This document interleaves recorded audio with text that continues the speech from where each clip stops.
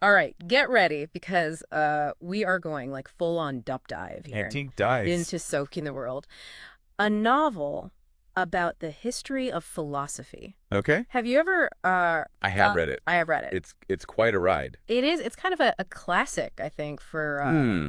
introducing people to It's philosophy. like a crash course, Yeah. but fun. Yeah, and it doesn't feel like a textbook. It's Right. very approachable. Yeah, It's a story that has a lot of philosophy woven into it. exactly. And by the end of this, I'm telling you, you will have at least a basic grasp of like all the major philosophical ideas from the ancient Greeks Yeah.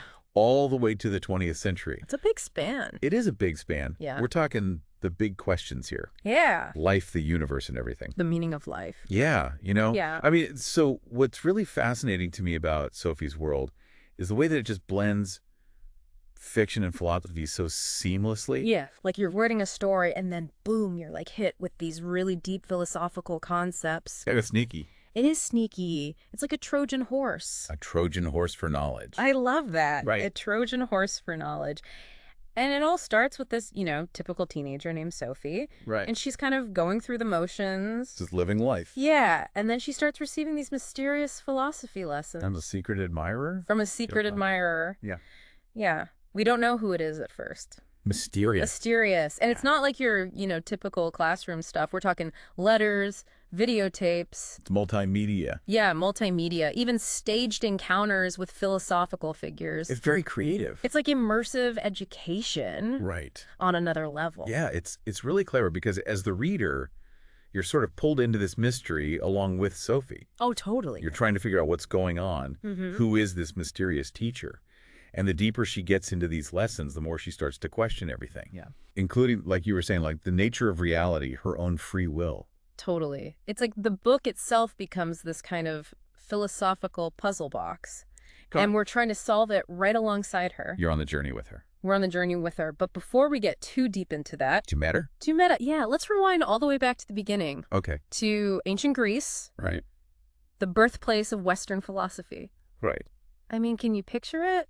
The sunny skies, the marketplace is bustling with debate. Yeah, the philosophers and togas. Yeah, exactly. It's such a like vibrant intellectual scene. Yeah, they were really, I mean, the ancient Greeks were pioneers in so many ways, and philosophy is one of them. Absolutely. They were really trying to figure out how to explain the world through natural processes rather than mythology or divine intervention. It's like a shift from mythos to logos, right? Exactly. And these early philosophers, they're often called the pre-Socratics. They were obsessed with like, The big questions, yeah, what is the universe made of? How does it work? like, what is it all? Yeah. What is it? It's like the ultimate question. Yeah. And they came up with some pretty wild ideas Oh, yeah. for their time. Like Thales, for instance. Yeah. He thought everything came from water. Water. Water. That was his thing. Yeah. And then you've got an Anaximander Okay. with his boundless, undefined substance called epron. It's kind of like a primordial soup. Right. Like the ultimate source of everything. And then there's Empedocles Empedocles. with his four elements: Or... earth, air, fire, water. Yeah, that's one that stuck around. Yeah. I mean, that influenced Western thought for centuries. A long time. It's incredible. It is. And you know what's really mind-blowing is how some of these early ideas actually foreshadow modern science. Oh, yeah. Like Democritus, Democritus, the atom guy? the atom guy. I mean, Right. he theorized that everything was made up of these tiny, indivisible particles called atoms. And that was like 2,000 years ago. It's incredible It is. to think that he was on the right track Way ahead of his time. way back then. Yeah. But of course, no discussion of ancient Greek philosophy would be complete without mentioning Socrates.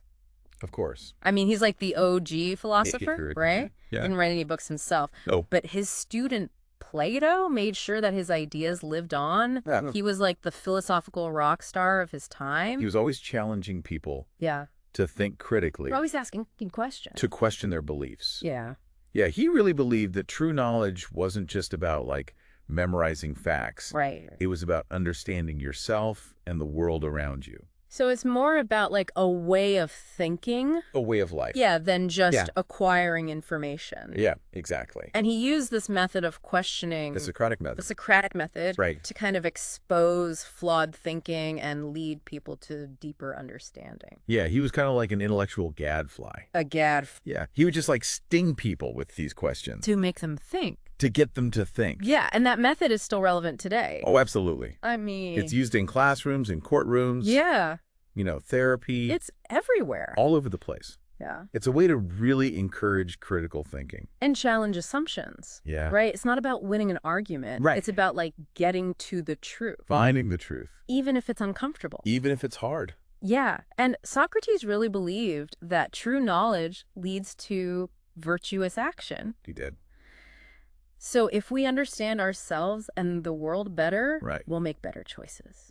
We'll live better lives. We'll live better lives. He Yeah. was willing to like ask the tough questions, even if it meant making enemies or challenging authority. He did. And in fact, that's kind of what got him into trouble. Yeah. His pursuit of truth ultimately led to his trial and execution. It's a powerful story. It is a powerful story. But speaking of influential students, we can't forget about Plato, Yeah. who took Socrates' ideas and developed them into this really comprehensive philosophical system. Right. And this is where we get into the theory of forms. This is where things get a little trippy. A little trippy, a little heady. Yeah. So Plato, he was really affected by Socrates' death. He was. And his philosophy kind of reflects this search for something eternal and unchanging. Yeah, like something that transcends this world. This world that constantly seems to be changing. Yeah. Yeah, so he believed that true reality exists beyond the world we perceive with our senses. Beyond the physical world. Yeah, in this realm of perfect unchanging forms. So instead of like the physical world that we see and touch, Yeah. he's saying there's this other realm of perfect ideas. Like the ideal version of everything. Yeah, so instead of a real life chair, Right. there's this perfect ideal chair somewhere out there. Exactly. That's a lot to wrap your head around. It's a very abstract concept. But I think I'm starting to get it. It's like you can draw a circle, but it'll never be truly perfect. Right. But the idea of a perfect circle that exists in the realm of forms. Yes. So everything we see in this physical world is just an imperfect copy. A shadow. A shadow of its What? corresponding form. It's a pretty radical idea. It is radical, but it's also kind of beautiful in a way. It is. Like there's this perfect version of everything. the ideal. Yeah, the idea. Out there somewhere. Out there somewhere. So for Plato, our senses are kind of unreliable. Yeah, he thought they could deceive us. Yeah, and true knowledge comes from using reason to access these perfect forms. Through thought and contemplation. Yeah. But not everyone bought into this idea, Not everyone. right? Even Plato's own student Aristotle had a different take on things. And different perspective. Yeah. Yeah. So Aristotle, while deeply influenced by Plato, Okay. had a more grounded approach to knowledge. He was more of a pragmatist. Okay. Yeah, he argued that forms weren't separate from the objects themselves. So they're inherent in the objects. Yeah, they're embodied in the things. Okay, so instead of looking up at the sky for these perfect forms, Right. Aristotle was getting his hands dirty studying the world around him. He was observing, Yeah. experimenting. Yeah. He was very much into the natural world. And he made some pretty groundbreaking observations in biology, Oh, yeah. developed systems of logic that are still used today. It's still used today. Yeah, wrote extensively on ethics and politics, even laid the groundwork for the scientific method. Wow. I mean, centuries before the scientific revolution. That's impressive. It's pretty impressive. It is. Aristotle's philosophy was so grounded in the real world, It was. which is probably why it's had such a lasting impact. Yeah, he's had a huge influence on Western thought. It's incredible how much we still draw on the ideas of these ancient thinkers. I know, it's amazing. Like they were asking the same big questions that we grapple with today. Yeah. What is the nature of reality? What is the good life? How do we know what we know? These are still relevant questions. They're timeless questions. They are. And they came up with some pretty mind-blowing answers. Yeah, and what's really cool is that the conversation continues. Yes. We're still grappling with these questions today. Philosophy is an ongoing conversation. Exactly. And speaking of conversations, I think it's time we move on to the next chapter in this philosophical saga. Go ahead. From ancient Greece to the medieval world, Right. where faith and reason become entangled in a fascinating dance. It sounds intriguing. Okay, so we've journeyed from the sunny shores of ancient Greece to the medieval world where the intellectual landscape is, kind of dominated by this new force, Christianity. Yeah, but that doesn't mean philosophy disappeared. Right. It was still very much alive. Yeah. But many medieval philosophers were trying to reconcile the teachings of the church Yeah. with the wisdom of ancient thinkers like Plato and Aristotle. So it's like a remix, Yeah, blending classical philosophy with Christian theology. Yeah. exactly. It's a really fascinating period. A lot of intellectual ferment. Yeah. Big questions being wrestled with Yeah. about the nature of God, the role of reason, the relationship between faith and knowledge. And one of the most influential figures of this era is St. Augustine. Yes. Right, who lived in the 4th and 5th centuries. Right. He was really into Plato's ideas. Yeah, he was deeply influenced by Plato. But he kind of adapted them to fit within a Christian framework. Yeah, he Christianized Plato in a way. Okay. He believed that true happiness could only be found in a relationship with God, Okay. and that human reason was limited without divine grace. So instead of searching for truth through reason alone, Yeah. Augustine believed we need God's help to understand the world and our place in it. Exactly. He emphasized the importance of faith and revelation over human reason. So some truths are beyond our ability to grasp. Yeah, through logic alone. Through logic alone. Yeah. Yeah, he believed that. Okay. Yeah. And he had some pretty intense ideas about human nature, Oh, yeah. like original sin.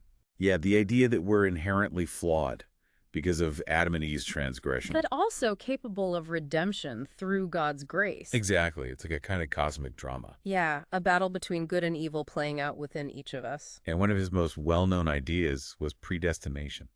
Predestination. The belief that God has already chosen who will be saved and who will not. Oh. Yeah, it's a controversial concept. It is a bit heavy. I mean, if God's already decided our fate, Right. does that take away our free will? That's a question that has troubled theologians and philosophers for centuries. Yeah. Augustine's response was that God's foreknowledge doesn't negate our free will, Okay. that God, being all-knowing, simply knows the choices that we will freely make. It's a pretty complex theological debate. It is. But it definitely shows the kind of intricate philosophical and theological questions that medieval thinkers were grappling with. Oh, yeah, they were really wrestling with some big ideas. Yeah. So Augustine wasn't the only big name in medieval philosophy. No, not at all. There were many others, but another key figure was Thomas Aquinas. Thomas Aquinas. Okay. Yeah, he comes a few centuries after Augustine in the 13th century. Okay. And while Augustine emphasized faith over reason, Okay. Aquinas tried to bridge the gap between the two. So he was kind of like a peacemaker. Yeah, you could say that he was a master of synthesizing ideas, Yeah.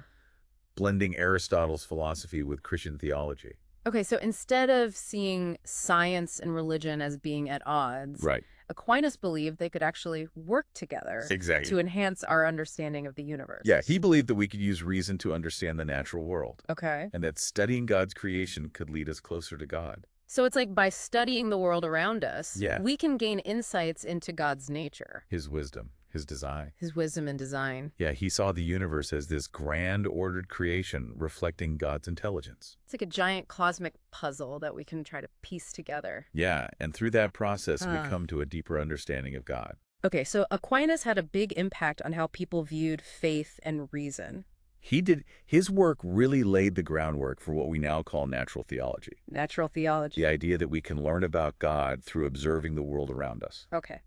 But this kind of harmonious view between faith and reason, Right. did it last? Well, things continue to evolve, Yeah. as they always do, and a few centuries later, we find ourselves in the midst of the Renaissance. The Renaissance, a time of great change. Yeah, massive cultural, artistic, intellectual change. Yeah, a rediscovery of classical knowledge. Yeah, a renewed interest in ancient Greece and Rome. Yeah, an embrace of human potential. Yes, and a questioning of traditional authority. Including the church's dominance. Yeah, exactly. Over intellectual life. It's a time of upheaval and excitement. So we're moving away from the God-centered worldview of the Middle Ages Yeah. towards a more human-centered perspective? Yes, the Renaissance marked a shift in emphasis from the divine to the human. Okay, and this focus on human reason and experience? Yeah. Is that what's called humanism? That's humanism. Okay. And it really laid the groundwork for major shifts in philosophical thought. It's like a whole new way of looking at the world. It is. And the spirit of inquiry wasn't limited to just the humanities. No,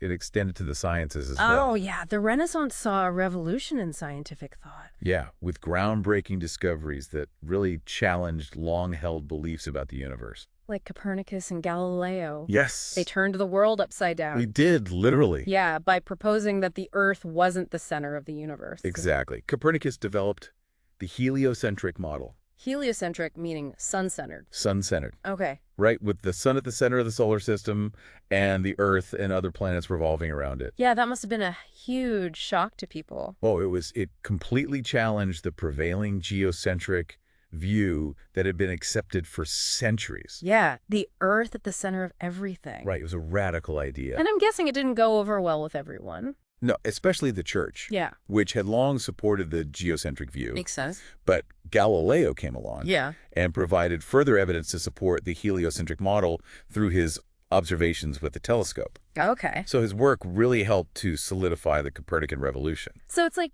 humanity suddenly realized that it wasn't the center of the universe, Right. but just one small planet orbiting a star among billions of others. A humbling realization. Yeah, I bet.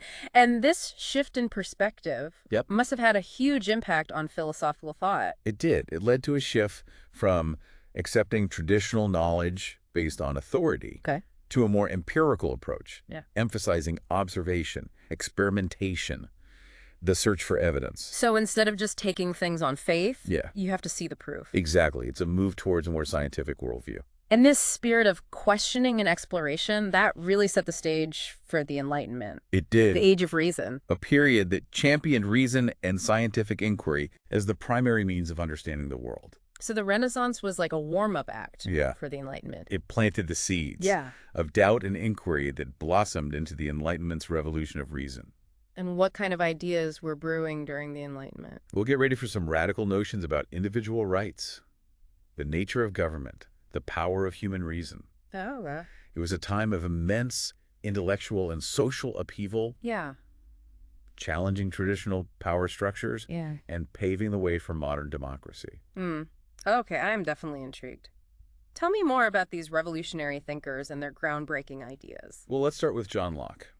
Okay, so we explored the Age of Reason with all its emphasis on, logic and objective truth, and now we're stepping into the 19th and 20th centuries, Right. where things get a little more, I don't know, subjective. Yeah, you could say that the Enlightenment, with its focus on reason and order, kind of sparked a counter movement in a way. Okay. Romanticism. Romanticism. Yeah, think big emotions, intuition, a deep connection to nature. So it's like a pendulum swing from the head to the heart. Exactly. Instead of just dissecting the world with logic, the Romantics wanted to experience it fully with all its beauty and contradictions. Yeah, they were all about feeling it all. Right. They celebrated the individual, the subjective experience, and the power of art and imagination to capture the essence of life. Okay, so reason was important, but it wasn't the whole story. Yeah, it was just one part of the human experience. Makes sense. But Romanticism wasn't the only new idea brewing, right? Oh, no, not at all.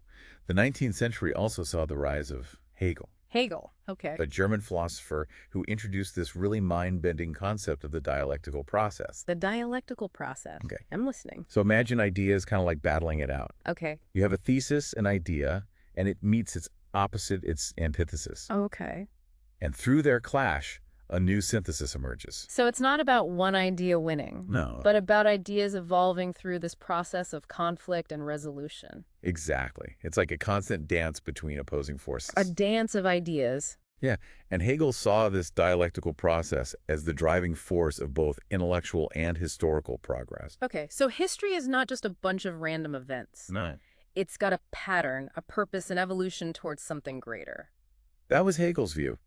He saw history as this grand unfolding of the dialectic, with each era representing a new stage in the evolution of human consciousness. Wow, that's a pretty big picture perspective. Yeah, it's a very ambitious philosophical system. Okay, so Hegel's looking at the grand sweep of history. Right, But then you have another group of thinkers who are focused on the individual experience. right. The existentialists. It's the existentialists. Yeah. Okay, whenever I hear existentialism, I always think like doom and gloom. Yeah, a lot of people do. They think it's all about meaninglessness and despair. Right. But it's more than that. Okay. Existentialism is really about confronting the anxiety and uncertainty of existence head on. So instead of shying away from the tough questions, Yeah. you Uh, face them You face them. head on. Exactly. Thinkers like Kierkegaard and Sartre, they emphasized individual choice freedom and the responsibility that comes with creating meaning in a world without inherent purpose. Okay, so no pre-written script. Yep. You got to write your own. You're the author of your own life. That's both exciting and terrifying. Yeah, it's both. Yeah. It's a challenge and it's a freedom. Okay, so the existentialists are wrestling with the meaning of individual existence, Right. but then you've got Karl Marx, Karl Marx, who's looking at something a little more concrete, yeah, he's looking at the systems, the systems. the economic systems Okay. that shape our lives and our societies. And he was not a fan of capitalism. Not really. He was a pretty fierce critic of capitalism. Yeah, he argued that it creates inherent inequalities in class struggle. Right. He believed that capitalism, with its focus on profit and private property, Yeah. inevitably leads to the exploitation of the working class. So Marx wasn't just an armchair philosopher. No, he was a revolutionary. He wanted to change the world. Exactly. He Yeah. called for a communist revolution to overthrow the capitalist system and create a more equitable society. And his ideas have had a massive impact. They have. I mean, they've inspired revolutions and social movements. All over the world. Yeah, and even if you don't agree with all of his solutions, Right. his analysis of capitalism and its impact on society is still relevant today. Absolutely. It's a perspective that's worth considering. And the philosophical conversation kept going in the 20th century. Oh, yeah.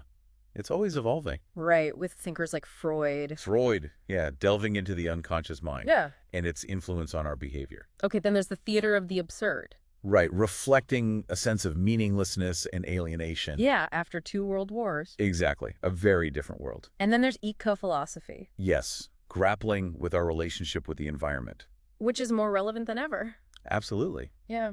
We're facing some serious ecological challenges. It's kind of mind-blowing to think about how much philosophical ground we've covered. I know it's a lot. From the ancient Greeks to the 20th century. Yeah, it's been quite a journey. But it all comes back to Sophie's world. Right. And this is where things get really interesting. Yeah. Meta. Meta, remember how Sophie's getting those mysterious philosophy lessons? Right. Well, it turns out she's not just a student. No, she's part of a bigger story. She's a character in a story? Being written by a mysterious major. Wait, what? Yeah, for his daughter Hild. So it's like a story within a story. Exactly. Yeah. It's incredibly meta. It really makes you think about, like, the nature of reality. Yeah. Are we all just characters in someone else's story? That's the question Sophie's World leaves you with. And that's the beauty of this book. It's not just about learning about philosophy. Right. It's about experiencing it. It's about making you question your own assumptions. And grapple with some of the biggest existential questions. No, it's a real mind bender. Mind blown. So what stood out to you most from this whole deep dive? I think for me, it's the enduring relevance of these philosophical ideas. From Socrates' emphasis on self-examination to the existentialists grappling with the meaning of life. These concepts are still shaping how we understand ourselves and the world. It's true. These aren't just like dusty old ideas. No, they're very much alive. They're living, breathing concepts that we're still wrestling with today. Yeah, it's an ongoing conversation. And if we are, as Sophie's World suggests, characters in someone else's story, Right. what role do we want to play? That's a good question. What kind of story do we want to tell with our lives? It's something to think about. Yeah.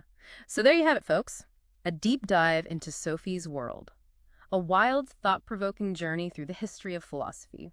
And if you haven't already, I highly recommend checking it out. It might just change the way you see the world. Until next time, keep those philosophical gears turning.